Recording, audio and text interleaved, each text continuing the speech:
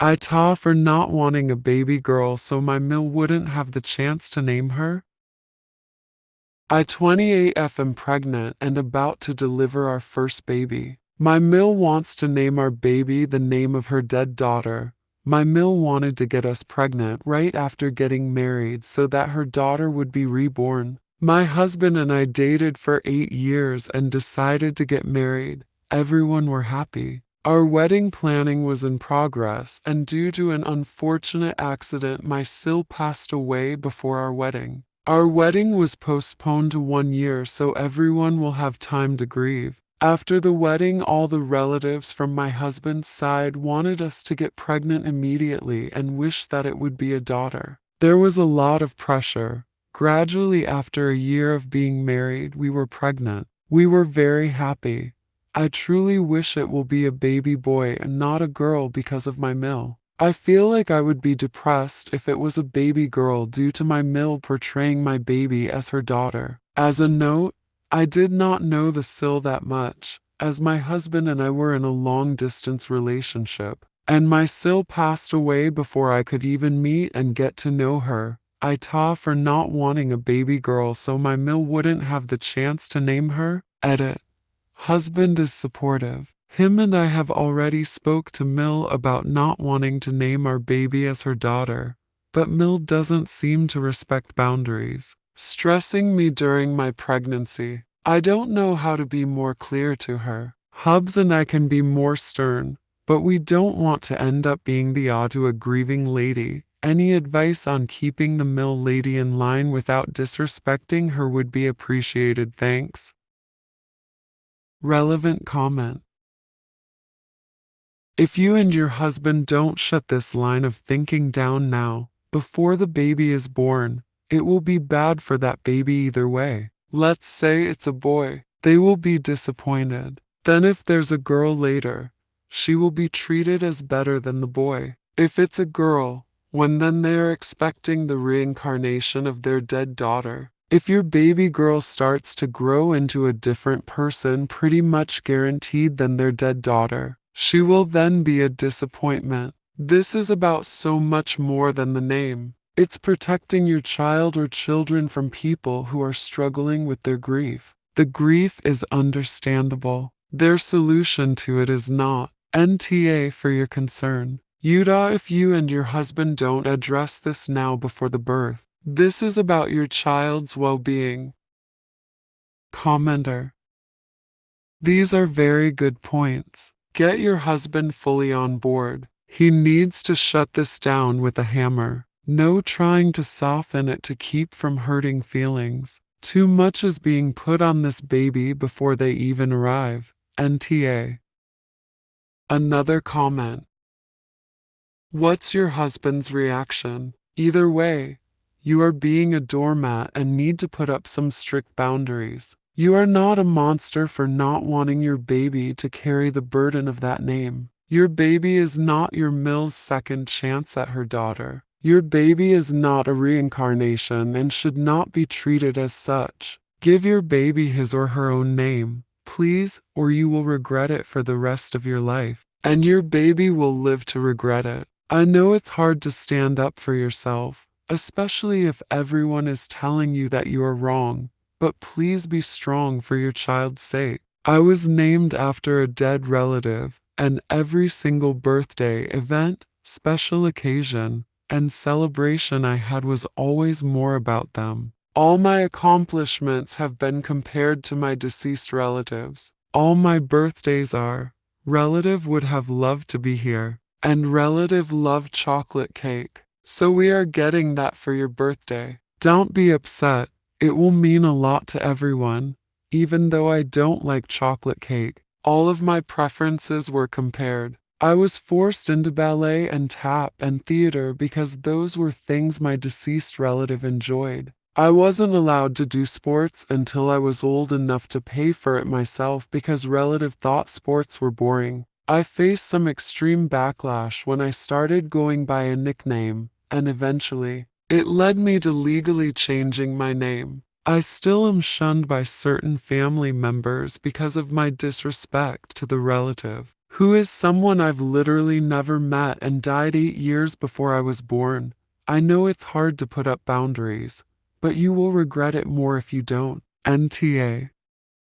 OP. Wow, I need to nip this in the bud. Thanks for sharing it. I'm sorry you had to grow up with this. Commenter. This is not about sparing her feelings. She isn't coping with the death of her child in a healthy way. The idea itself is morbid. You need to nip this in the bud for your child's sake. Another comment.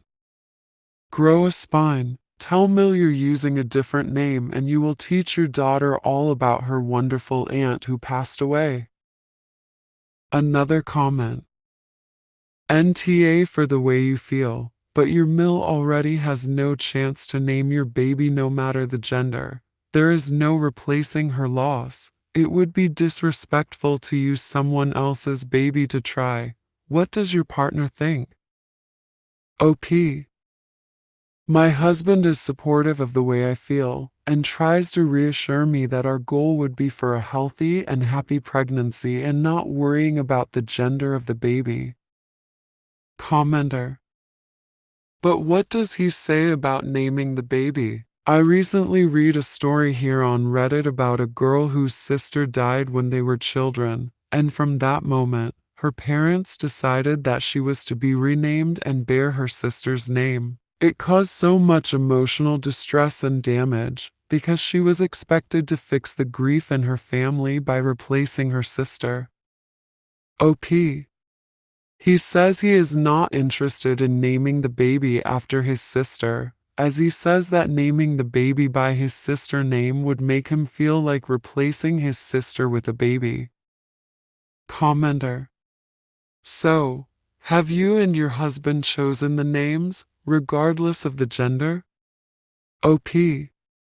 Yes, we have few names listed for a girl or a boy. I decided not to know the gender until the birth, so. Another comment. Your Mill is probably going to be controlling and overbearing on more than the baby's name. It would be good to start setting some serious boundaries ASAP. Talk to your husband and see what consequences he's willing to support you with. Never threaten something you can't or won't really do. And without him on your side, you won't get far. He's there for now, which is good, but communicate to make sure it stays that way. Ultimately, seeing your grandchildren is a privilege, not a right. Keep that in mind if she keeps crossing the line. Second story. AITA for kicking my husband out of the house after he disrespected our daughter. I 28F have been married to my husband, Steve 38M, for 5 years. He has 2 children, Jake 10M and Mia 16F. Steve and Mia have always had a complicated relationship, but things have taken a turn for the worse recently. She and I have a great relationship. Both Jake and Mia call me mom even though I'm their stepmom, and I love them both. Their mother gave up her parental rights. I formally adopted Mia on her 14th birthday and Jake on his 10th birthday. A few months ago, Mia came out as lesbian. I was incredibly proud of her for having the courage to be open about her identity, but Steve's reaction was anything but supportive. He became distant and cold toward Mia, making snide comments and creating a generally hostile environment. I tried talking to him about it, but he insisted that Mia was just going through a phase and that she needed tough love. Tonight, things came to a head. Mia invited her girlfriend over for dinner, and Steve lost it. He started yelling at Mia, calling her names and saying that she was an embarrassment to the family. He told her that she was no longer welcome in our home if she continued this lifestyle. I was furious. I told Steve that he was being unreasonable and that he needed to leave. He refused, so I packed a bag for him and told him to stay with his brother until he could sort out his feelings. I said, I am the sole owner of this household and you have no say over whether or not my daughter can stay in the house I own. He stormed out, calling me a traitor and accusing me of choosing me over our marriage. I own my house outright because my parents had willed it to me and they passed away in a car accident 6 years ago. Steve has been sending me angry messages, accusing me of breaking up our family. His family has also been calling, saying that I overreacted and that Mia needs to respect her father's rules.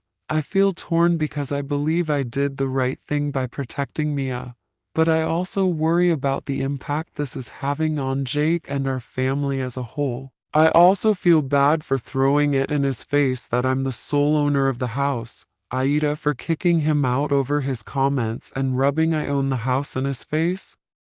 Relevant comment.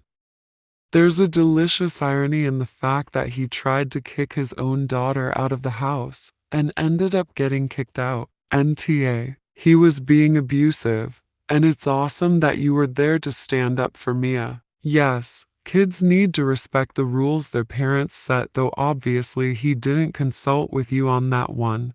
But if a parent's rules include erase a core part of your identity, then there's no way or reason to follow it. Commenter. Yeah, don't be gay isn't a rule. It's a demand with threat behind it. I don't even think the reminding him that Op is the sole owner of the house was out of line. It was a very much necessary reminder that he isn't and doesn't get to be in control of everyone. He's pouting about being shown that he isn't an all-powerful authority over his household, and that he can face consequences for shitty behavior. Commenter. Exactly this. I love how he was trying to show Mia the door to bully her only to be the one tossed out of it. Way to go, mama. And keep standing up for your daughter. My father was my defender and protector against my wretched mother when I came out as lesbian. I can't tell you how much it means to those of us who identify as LGBTQ to have family on our side. You're not in any shape or form. Another comment. NTA. Mia needs to respect her father's rules means Mia cannot be herself. She has to pretend to be straight because daddy is a homophobe. Bullshit. He is a crap dad and it is sad that he is willing to reject his daughter because she is a lesbian. Does this asshole know what the suicide rate is for gay teens? And that parental rejection is a big driver of that? Kudos to you for standing up for your daughter and for being the only responsible adult in the room. OP. He doesn't, but I knew the homelessness stats for queer teens. I'm unwilling to let Mia be part of that statistic. Another comment. NTA. You aren't breaking up the family. He's the one who tried to break up the family when he told your daughter that she isn't welcome anymore for no other reason than being herself.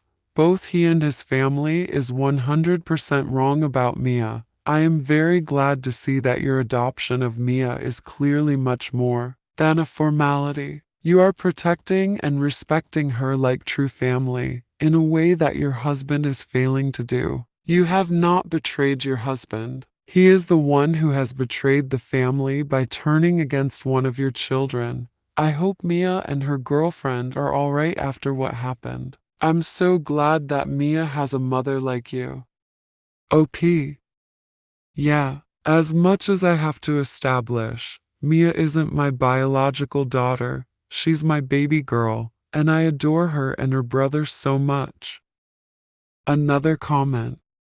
NTA. No one should ever kick a child out of their home. WF is wrong with people? That is the stupidest fucking thing a person could ever do to their child unless their goal is to have their kid homeless and most likely getting repeatedly raped while trying to survive because no one rents to teenagers, and how the fuck would they pay for anything with their non-existent career? Your husband is a fucking moron who deserves to sleep on the streets, because kicking a useless grown-ass man, in this case, out, is perfectly fucking acceptable all day long any day. And honestly, I am sitting here clapping at your approach.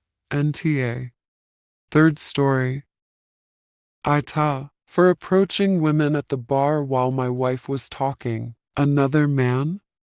My wife 35F and I 36M went to a bar last weekend for some drinks and dancing. When we got inside, I told my wife I needed to use the restroom and gave her some cash to go but us some drinks. After I used the restroom, I find her at the bar with our drinks and she is chatting with another man. I have no issues with this. I approach my wife, grab my drink, and try to join in on the conversation. I felt so awkward standing there as this guy had no idea who I was, and my wife didn't introduce me. So, I stick out my hand to introduce myself as her husband and the guy just blankly stares at me and give me a limp wrist handshake. My wife and the guy continue their conversation and discussing their favorite bars in the neighborhood. I felt like a third wheel there, and it felt like my voice was being ignored. I decided to leave those two to talk, and I approached two women also sitting across the bar and make friendly conversation. The one was wearing a band t-shirt of one of my favorite bands, so we were talking about that. My wife saw this and began giving me the death stare. She then left the guy at the bar and pulled me away from those two women. It was quite awkward. My wife and I discussed what happened. I explained that I felt like third wheel with her and the guy at the bar. They were ignoring the things I said, and she didn't even introduce me when I came up to them. I wanted to have some fun conversing with some new people, like she was doing, which is why I started talking to the two women at the bar. I told my wife that her speaking with that guy and me speaking with the women are the same situation, except she did not even try to join the conversation. I was in. It's not like we were discussing anything inappropriate. Literally, just music. Specifically that band the woman was wearing a t-shirt of. We have discussed this at length, and she claims they are totally different situations because I had to approach those women where she was already seated and the guy approached her. I am over this situation and ready to move on, but my wife cannot let it go and has been giving me the cold shoulder since that night. Relevant comment. NTA. I find it funny that you approached your wife at the bar and she ignored you. Weird how she couldn't do that with a stranger. Also, you even approached two women who were together, which I believe is less intimate than having a one-on-one convo with the opposite sex at a bar. Commenter. I find it funny that you approached your wife at the bar and she ignored you. Weird how she couldn't do that with a stranger. This should seriously be Op's counter-argument when his wife argues that it's not the same because the guy approached her and not the other way around. She thinks this makes it worse for him when in fact it's the complete opposite. Stating that the other guy approached her is a stupid and silly argument to begin with, and is in no way an excuse. Commenter. She doesn't think it makes it worse. It's a completely arbitrary distinction and she knows it. She's simply trying to manipulate the situation so that she is free to enjoy sexual attention from the opposite sex and exclude her husband while he sits around alone and watches from a distance. The relevant issue here is talking to the opposite sex at the bar without your partner and whether that's okay. She did it first and took it further by actively excluding Op when he tried to join the conversation. Op did the exact same thing and that made her upset. They're identical situations in all the fundamental elements. She has just chosen the arbitrary distinction of who approached who because she knows. In the vast majority of cases at a bar, men will approach women and not the other way around. In other words, she has deliberately tried to distinguish them in a way that would mean she is allowed to talk to men alone at the bar without him. But he can almost never do the same to women without her. Who approached who is irrelevant because she actively engaged in the conversation and enjoyed it, even excluding Op to keep the conversation going one-on-one. If she were an unwilling participant, it would be relevant that she didn't start it, but objectively they were both participating in willing conversation with the opposite sex, and that's all that's relevant. Another comment. I have been sitting in a bar while my boyfriend was in the restroom and been approached by a man who decided to strike up a conversation. When my boyfriend got back and stood by us, I slid my arm around his waist and looked up and smiled and gave him a kiss so the other guy could make no mistake about what was happening. I didn't introduce them because I had no idea what the guy's name was, but there was no doubt in anyone's mind as to who I was with. It's not that hard. Commenter. And that is the secret to a good relationship with someone you care for, something that is lacking in this man's wife's actions. Another comment. NTA. She didn't introduce you as her husband. The guy would have moved on if she wasn't excluding you. Her reaction and basically ignoring you for him encouraged him. It took you talking to other women for her to finally stop talking to the guy. Well played, says this happily married woman of over 25 years. Lol. Commenter. I've been happily married for 20 years, and this was my exact thought. I would have done the same thing. Commenter. Agreed. She's butthurt that her hypocrisy was pointed out. So what if she was already seated? She could have cut her very important and engrossing conversation to go with Op, but chose not to, until he found others to speak to. NTA, and she owes Op 3 apologies, one for how she treated him at the bar, one for her hypocritical stance, and one for the cold shoulder she's giving him now. Story 4. AITA for asking a girl what's her highest level of education. I'm from the UK. I 33F was at my dad's birthday party the other day and we invited family and his close friends. My uncle Harry, dad's brother, recently divorced from his wife to be with someone younger, Jess. Mum and I are close to my Aunt Harry's ex, so we have already had some dislike towards Jess. Mum actually had invited Harry alone with no plus one. Aunt refused to come since he was there, but their kids came, but he brought her along anyway. Jess looked super young, but she said that she was of age. Throughout the party, she shocked us with a few things she said. 1. When we were talking about travels, she said Harry brought her to France and it was her first international travel and to a European country. Crowd was stunned and she was denying that she is technically European and UK is in the European continent. She got angry and said, "Are you lot not up to date? We left Europe ages ago." 2. She thinks North is up.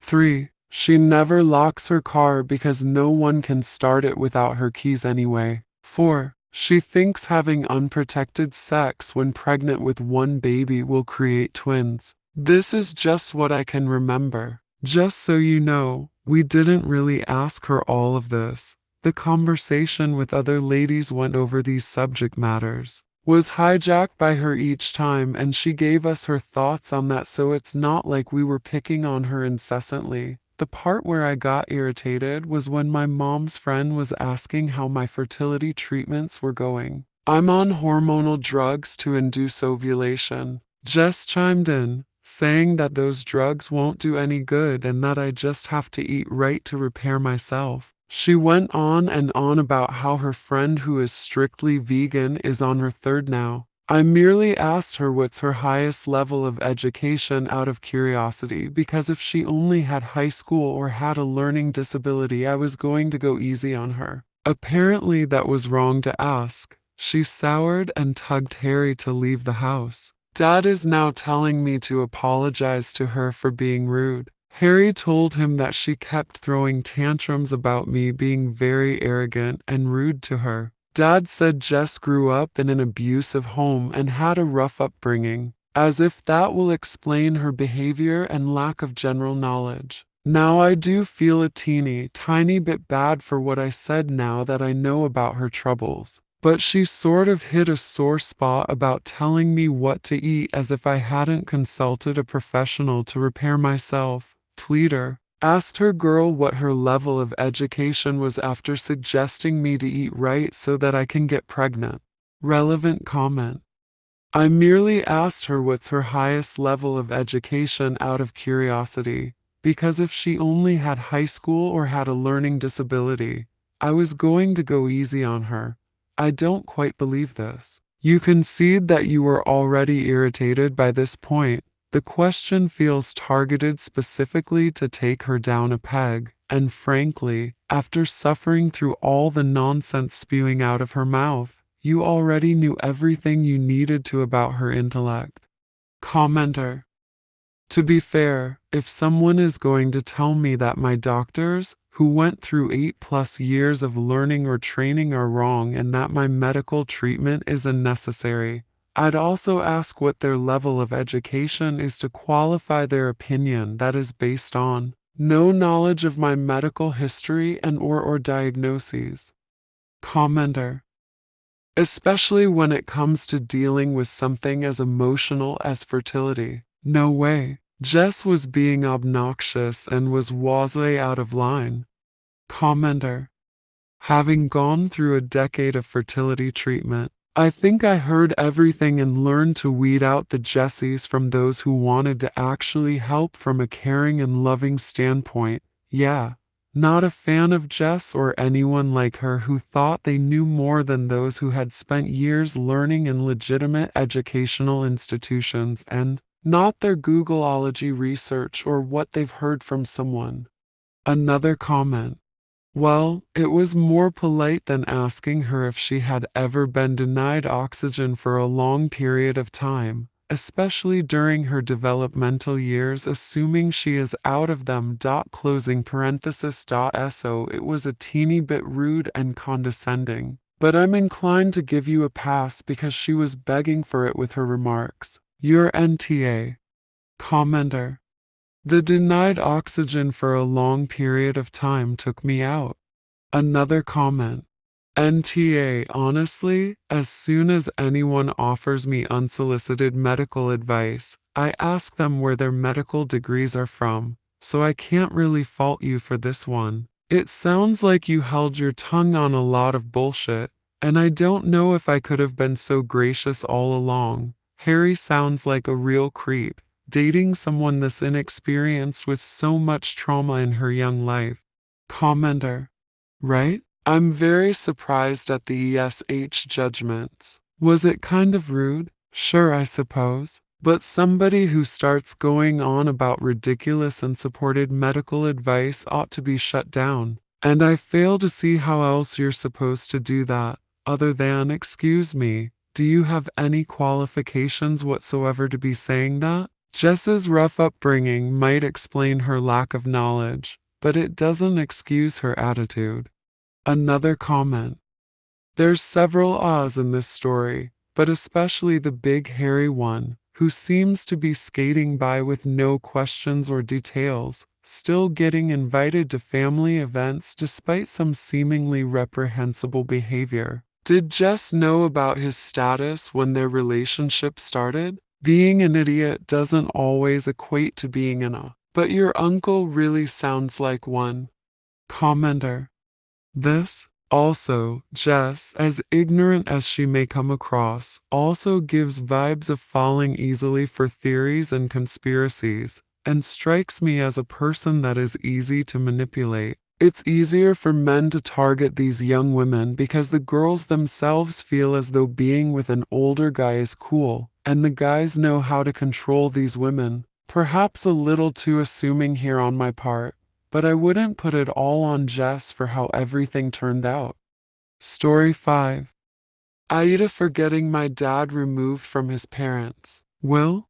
I 19M have a younger sister called Cassidy 16F. I have more younger siblings, but this concerns Cassidy. Cassidy is the person my dad blames for his divorce from my mother. He introduced his mistress to her when she was 10. She was his favorite kid and she told our mum. They split.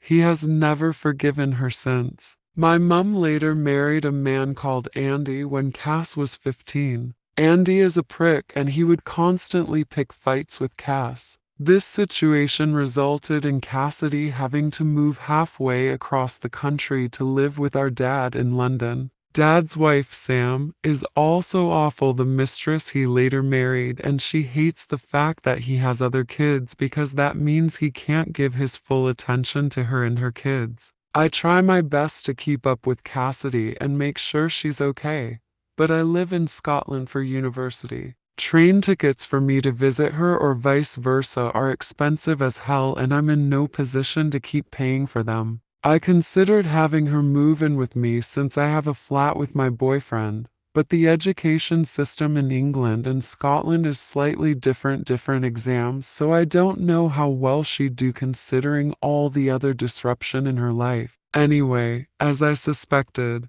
my dad is doing a shit job of raising Cassidy. He allows his wife to bully her constantly. His stepkids are nasty to her and she's having a miserable time there. He's also been restricting her access to her phone that I pay for, by the way, because he doesn't want her to tell me about what goes on in that house. It all came to a head last week when she ran away and only reappeared yesterday. She's refusing to tell anyone where she went, but it's obvious that this situation can't continue. My dad said that he was going to send her to live with me, which I was okay with, but I didn't think it was the right decision for her. She also doesn't want to move up to Scotland either.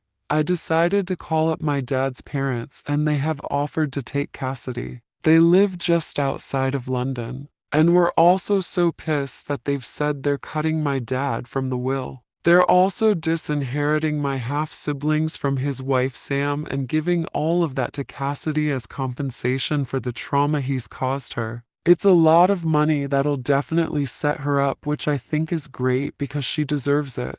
My father is infuriated right now. He said that sending Cass to live with me was the right choice for her since we get along really well and she isn't that close to our grandparents, but I think that they'll be better equipped to look after her than me. It also saves the disruption of having another big move in such a short amount of time for her. He said that I knew his parents would disinherit him, which is true. They've threatened it before, and he thinks I snitched to make sure it would happen.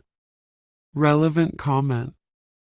NTA. You need to disentangle a few things here. Your grandparents' decisions with their money and belongings are exclusively theirs to make. You did not get your dad removed from their will. His actions and your grandparents' decision did that. This is especially true if they've threatened to remove him from their will in the past. Your father sounds like a piece of work if he blames his daughter and not his infidelity for his divorce. You may have asked your grandparents to take your sister, but you did so because you thought that it was the best for her, especially in light of her having run away from home. I do hope that you've at least discussed this with her, because otherwise, you're just setting her up for another round of trouble. OP. I have discussed it with her. She's happy to move in with them because she gets to stay near friends and at the same school. She'd probably be happiest if I moved to London and she could live with me, but that's not possible, Arn. Commenter. You've done exactly the right thing. Please do not feel bad. Your father clearly knew he was at risk of disinheritance, hence the secrecy of their treatment. Rather than just be a good dad, he abused his child. Honestly, I feel glad on your sister's behalf that he got a real consequences for his behavior, which is abhorrent. Another comment. So in brief, your dad is a massive, self-absorbed H who behaves terribly. Then when he faces consequences of his behavior, he blames his own children for snitching. Your NTA. Your dad needs to grow up and stop this adolescent behavior. Just for the record, your mom is an H too for allowing her new guy to run her minor child out of her home. Commenter. Op is great. Cass is a victim of abuse on so many levels that started when a dad introduced her to wicked mistress stepmother and then expected her to keep a secret. Gross. Op, you rock. Your sister knows someone cares. Story 6. AITA for telling my wife my mother doesn't need to apologize for putting out daughter on a scale to check her weight for inactivity. My mother and her new husband own a ranch. It is farther south and we haven't had a chance to visit until now. The kids adore her and the trip has been going well until now. The two girls are 7 and 9. They own a few horses and ponies, which the two girls have been begging to ride. Her husband agreed and was going to saddle them up. They are too short to go on a full-grown horse, so they were going to ride the two ponies. This is where the issue happened. My mother said she needs to weigh both of them to see if they can ride. One of my daughters was fine, but my other one exceeded the weight limit.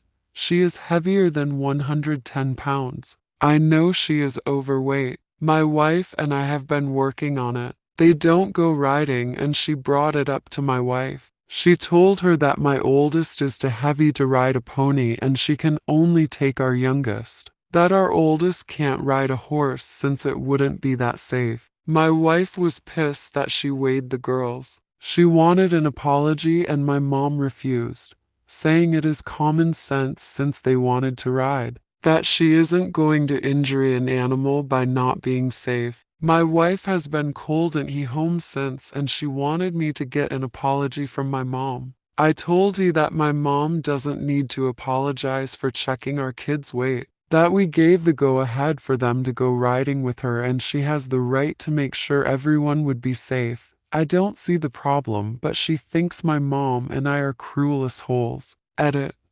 Common question. We didn't inform her yet. Mom made an excuse that they can't ride due to weather and went to talk to my wife first. She can't ride and I am happy she is letting us handle it instead of going, sorry kiddo, you weigh too much. Also, why can't she ride a horse? If my mom says it's unsafe, then I will take her word for that. Relevant comment. NTA, I worked at a dude ranch type deal when I was 17. The ponies weren't supposed to carry more than 60 pounds. They were capable of more, but they were working horses that went for multiple hours daily, and if they did get more than that, they got aggressive with the handlers and occasionally the child riding, so we lowered their limits. We had one child who weighed in at 130 some odd pounds. She was probably 5'2" and while young, simply too big. Had to turn her down, which she was fine with, a little disappointed, but she understood and I explained that the ponies had to do a lot of hard work and it was our job to make sure they were nice and safe while they did, and gave her extra tokens for the other activities. It somehow devolved into her father berating and eventually slapping me. You know what's a lot more embarrassing than being turned down for a pony ride because you are an early bloomer? Watching your father assault a teenager and promptly get clocked and dragged out of the ranch on his ass. Perhaps your mother has some pack horses with rider experience that can handle the weight of two riders. The general rule of thumb for those guys is 30% their body weight. Edit. We did let the youngin and her mom stay. They were both pretty embarrassed and his wife claimed he's never like that. Hopefully that's the truth. Another comment. NTA. While I don't know much about horse or pony riding, I'm giving your mom the benefit of the doubt that weight needs to be checked before plopping somebody on a pony, even though I feel like a pony ought to be able to carry either child. I get the sense that your wife isn't as well versed in this as your mom, and it sounds like her issue is more with sensitivity over your older child's weight than your mom doing what she needed to do to be fair and safe. OP. I don't ride, but she said 1101 to 0 was the absolute max but prefers to stay around 100 pounds for the upper limit. Commenter.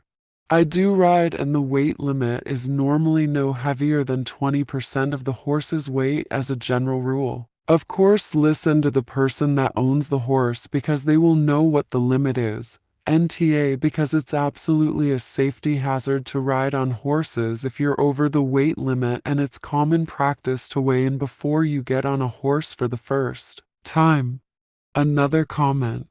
NTA. Horses are animals that you can't over-encumber. Too much weight will hurt a horse. and possibly cause an accident that will hurt horse and rider. Also, putting your daughter on a horse she can't handle is extremely dangerous to the rider and stressful to the horse. Your mom was in the right. I would ask your wife why she was so upset by your daughter getting weighed. OP. I know why. She has body issue and hates being weighed because she is also overweight. She is scared of her daughter getting issues like that. Commenter. She is scared of her daughter getting issues like that. Her making a big deal about being weighed and being insecure about her own weight is going to be what gives your daughter body issues. She needs to work on herself to not pass that on to her daughter, otherwise daughter will pick up body shame from your wife's actions and dislike of her own body.